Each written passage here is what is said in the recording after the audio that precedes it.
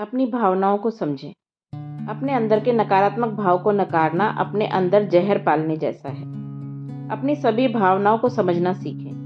हमारा लक्ष्य सकारात्मक विचारों को थोपना नहीं है, बल्कि नकारात्मकता को सकारात्मकता में बदलना है, जिससे आप बेहतर महसूस कर सकें। हमारे अंदर जिन भी विचारों का प्रभाव सबसे अधिक होता है, वे हमारी भावनाओं को भी अपने प्रभाव में लेते हैं। हम कैसा महसूस करते हैं, उसमें उनकी बहुत महत्वपूर्ण भूमिका होती है। जब हम सकारात्मक विचारों की ओर बढ़ने की कोशिश करते हैं, तो हम में से बहुत से लोगों के साथ समस्या यह होती है कि हम अपनी सोच की प्रक्रिया को बदलने की क्रिया को अक्सर नज़रअंदाज कर देते हैं। हम ऐसा मान लेते हैं कि नकारात्मक विचारों को मिटा देना बेहतर है, अपनी भावनाओं को शून्य कर देना और सकारात्मक विचारों की ओर बढ़ जाना है। यह अक्सर प्रभावकारी नहीं होता, क्योंकि आप बस अपने साथ यह चालाकी करने की कोशिश कर रहे होते हैं कि आपकी सोच ही तो है, जबकि वास्तव में स्थिति कुछ और ही होती है।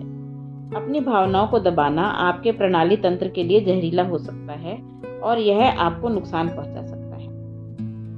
अगर कोई कटु विचार आपके मन में घर कर गया है, तो वह जीवन में कभी आप जब दोबारा उसी तरह की स्थिति का सामना करेंगे तो फिर से उभर आएगा। यह न केवल आपकी सकारात्मक ऊर्जा के स्तर को कम करेगा, बल्कि यदि इसी तरह से चलता रहा तो यह आपके मानसिक स्वास्थ्य को भी नुकसान पहुंचा सकता है और फिर आपकी सेहत पर भी असर डाल सकता है। ऐसा भी हो सकता है कि आप अपने आसपास के लोगों के लिए और भी विषाक्त बन सकते हैं और यह आपको अकेला कर सकता है तथा आपकी स्थिति दयनीय हो सकती है। तो अपने मन में आए नकारात्मक विचारों को ना दबाएं, बल्कि उन्हें सकारात्मक विचारों में बदलें, जिससे कि आप अपनी ऊर्जा के स्तर को न केवल उस क्षण के लिए बल्कि भविष्य में उसी तरह की घटना से फिर से सामना होने के लिए भी ऊपर उठा सकें। अपनी भावनाओं को समझने की क्रिया आपको उनको सकारात्मक ऊर्जा के कम स्तर से ज्यादा करने में बार बार मददगार साबित होगी। यही कारण है कि व्यक्तित्व विकास में आत्मविश्लेषण का बहुत अधिक महत्व होता है। उदाहरण के लिए, मेरी एक क्लाइंट सारा को नया प्रेम प्रसंग शुरू हुआ। कुछ दिनों तक एक दूसरे को संदेश भेजने और कॉल करने के बाद उसके प्रेमी ने उसे उत्तर देना बंद कर दिया। उसने उसके फोन का बहुत इंतजार किया। वह उम्मीद कर रही थी कि उसका प्रेमी उसे संदेश भेजेगा, लेकिन उसने नहीं भेजा। परिणाम स्वरूप उसके दिमाग में पहले से बैठे विचार फिर से सक्रिय हो गए। वह सोचने लगी, मुझे कोई नहीं चाहता या किसी के पास मेरे लिए समय ही नहीं है, क्योंकि मैं बदसूरत हूँ। यह सब सोचकर वह उदास हो गई।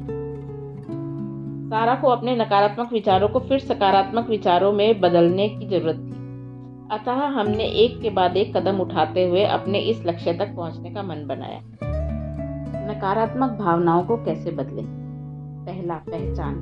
अपनी भावनात्मक स्थिति को बदलने के लिए यह बहुत जरूरी है कि आपको इसकी पहचान हो कि आपकी भावनाएं क्या हैं। सारा के उदाहरण में वह उदास और डरी हुई थी। उसके मन की गहराई में झांकने के बाद हमें यह भी पता चला कि वह उपेक्षित और असुरक्षित भी महसूस कर रही थी। दूसरा, चुनौती।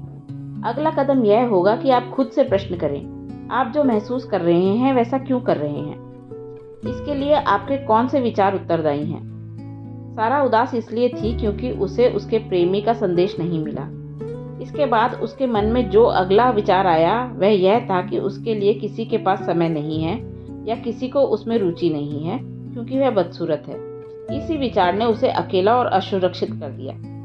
इस स्तर पर आपको अपने विचारों का अवलोकन सजग होकर करना है। हमारे अपने बारे में बहुत से विचार लोगों द्वारा नीचा दिखाने, भ्रम और दूसरे लोगों द्वारा हम पर थोपे गए विचारों से बनते हैं। इसीलिए हम अपने दिमाग में घर कर गए इन गलत विचारों और सोच को चुनौती दे सकते हैं। हम अपनी सोचने की प्रक्रिया का विश्लेषण कर अपने नकारात्मक विचार को सकारात्मकता की ओर तार्किकता के साथ बदल सकते हैं। अपने विचारों के पीछे की सोच की वैधता पर सवाल उठाकर उसे चुनौती दे सकते हैं। उदाहरण के लिए, सारा ने खुद से पूछा, क्या सचमुच ऐसा है कि मेरे लिए किसी के पास इसीलिए समय नहीं है क्योंकि मैं बदसूरत हूँ?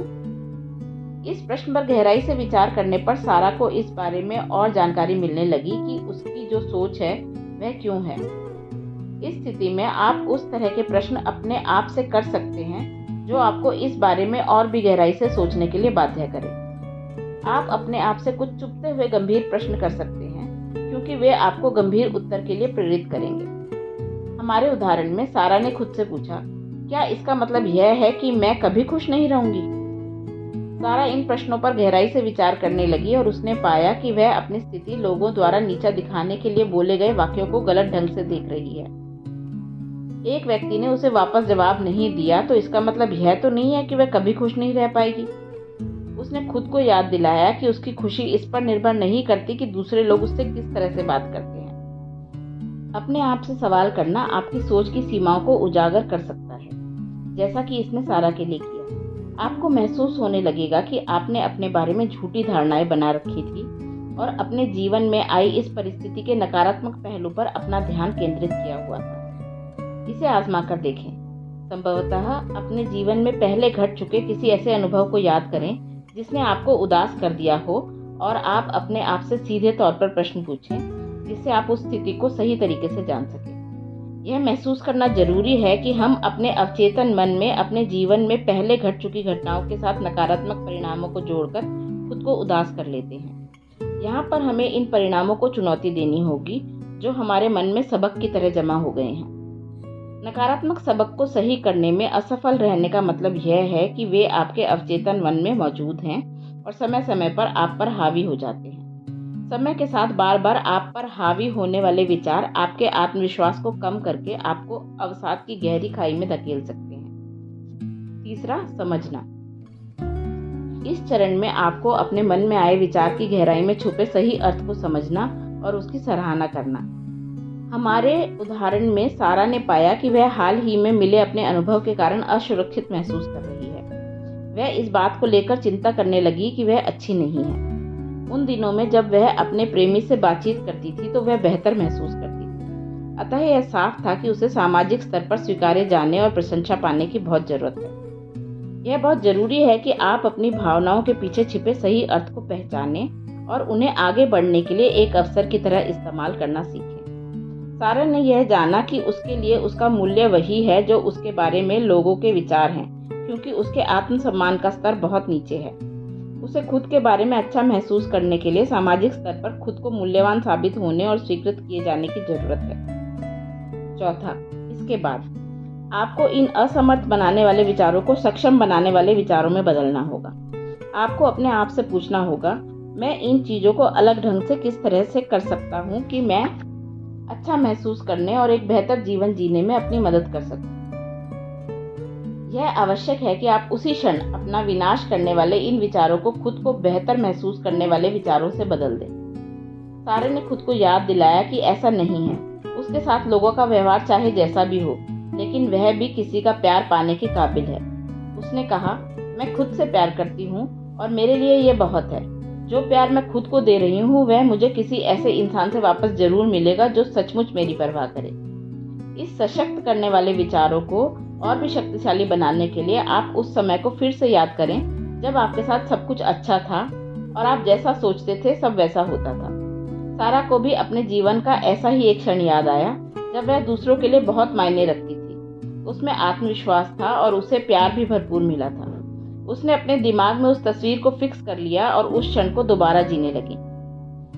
यह तकनीक न केवल आत्मविश्वास को बढ़ाएगी बल्कि आपको आपकी समस्या के समाधान तक ले जाएगी। हो सकता है कि आपको ऐसा कुछ याद आ जाए जो आपने बीते समय में इसी तरह की स्थिति से निपटने में मदद के लिए किया हो। पांचवा, कल्पना करें। अपनी उस तस्वीर की कल्पना करें जिसमें भविष्य में आपके मन में यही भाव बने हुए हैं।